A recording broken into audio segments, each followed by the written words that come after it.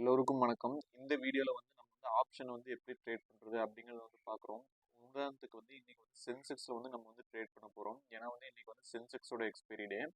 நீங்க என்ன பண்ணணும்னு பார்த்தீங்கன்னா, ஃபர்ஸ்ட் சென்செக்ஸ்ல இப்படி இன்னைக்கு சென்செக்ஸ் ஆப்ஷனை ட்ரேட் பண்ண போறீங்கன்னா, நீங்க ஃபர்ஸ்ட் ஆப்ஷன் செயின் எந்த ஸ்ட்ரைக் அப்படிங்கிறத சூஸ் பண்ணணும். நான் இங்க out of the money strike, அதாவது 77,000ல ஓப்பன் இன்ட்ரெஸ்ட் நிறைய இருக்கு, ரொம்பவே அதிகமா இருக்கு. ஸோ நான் இன்னைக்கு அதை செல் பண்ணலான்னு பார்க்குறேன். ஸோ நான் என்ன பண்ணேன்னு பார்த்தீங்கன்னா, ஆல்ரெடி 77,000 ஸ்ட்ரைக்கை ஆட் பண்ணிக்கிட்டேன். ஸோ நீங்களே இங்கே பார்க்கலாம், 77,000 ஸ்ட்ரைக் இன்னைக்கு 10 ரூபா அந்த ரேஞ்சில் ட்ரேட் ஆகிட்டு இருக்கு.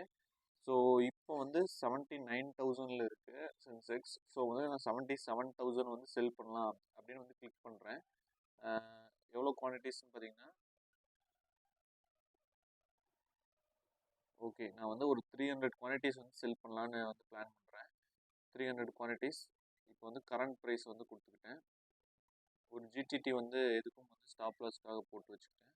நீங்கள் எவ்வளோ பர்சன்டேஜ், நார்மலாக இங்கே 10-20 அப்படிலாம் கொடுத்தீங்கன்னா டக்குன்னு உங்களுக்கு இதாயிரும், இனிஷியேட் ஆயிரும். ஸோ அதனால் இங்கே லிமிட் என்ன கொடுத்துட்டேன்னு பார்த்தீங்கன்னா, இப்போ நீங்கள் கரண்ட் ப்ரைஸ் ஓகே 10 ருபீஸ் நான் கொடுக்குறேன். ஓகே, நமக்கு கம்ப்ளீட் ஆயிடுச்சு ஆர்டர். இங்கே எக்ஸிக்யூட் ஆர்டர் பார்த்தீங்கன்னா, எக்ஸிக்யூட்டட் ஆர்டரில் உங்களுக்கு சென்செக்ஸ் 23 டிசம்பர் 77,000 புட் ஆப்ஷனை இங்கே நம்ம செல் பண்ணிட்டோம். ஸோ இப்படி தான் ஆப்ஷனை நீங்கள் செல் பண்ணணும். ஃபஸ்ட்டு எந்த இண்டெக்ஸில் ட்ரேட் பண்ண போகிறீங்களோ அதை செலக்ட் பண்ணிட்டு அந்த ஸ்ட்ரைக்கை நீங்கள் ஆட் பண்ணணும். எக்ஸாம்பிளுக்கு இப்போ 77,000 சென்செக்ஸ் புட் நீங்கள் இருக்குது பார்த்தீங்களா, இதை நீங்கள் ஆட் பண்ணிட்டு அதுக்கப்புறம் நீங்கள் ட்ரேட் பண்ணணும்.